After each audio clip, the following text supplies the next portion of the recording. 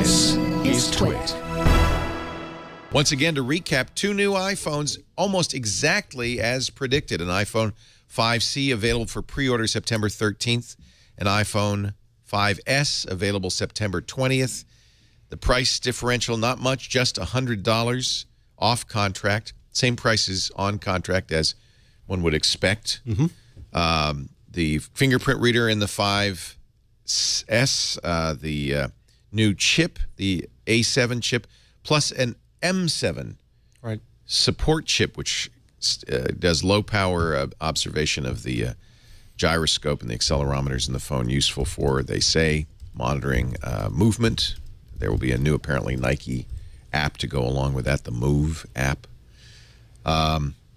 Gold colors to add to the, what do they call it? Space gray? Space gray. Space gray, a.k.a. black, and white iPhone 5Ss. The 5Cs will come in 5 colors: white, red, yellow, blue, and green. They will have cases that complement the iPhone 5C. Anything It's else? interesting.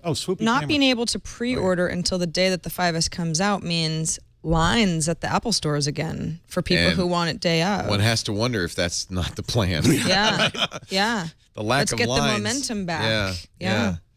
I think you're absolutely right.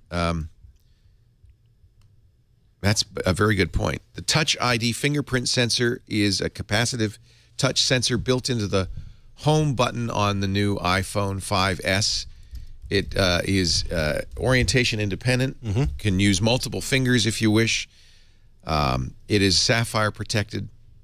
It will allow you to both unlock the phone and, I think importantly, approve purchases from iTunes or the App Store, which seems to me a first step towards making Passbook more of a useful tool. Yeah. And perhaps even enabling commerce. No NFC chip, but I think Apple's really pretty much signaled they're not going to do NFC, that they're not going to get behind NFC. Well, that's typical of Apple, that they want to forge their own path ahead. So rather than take that existing technology, just say, no, we have a better idea, and we're going to do it this way, and it's going to happen with your... They may be missing the boat on this one. NFC seems to be gaining a little bit of traction. New EyeSight camera, 15% larger sensor in the 5S.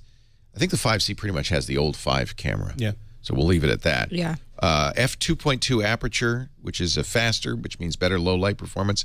The True Tone flash is interesting. Dual LEDs, one cooler, one warmer, mixing up to 1,000 different color tones depending on the room's ambient light.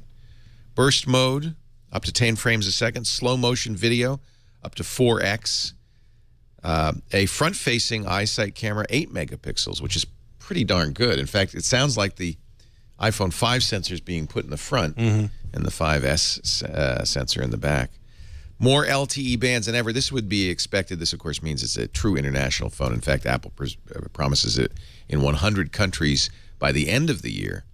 But they are going to get it pretty much everywhere, all the big markets, including Canada, the U.S., China, Germany, by September 20th, that day and date.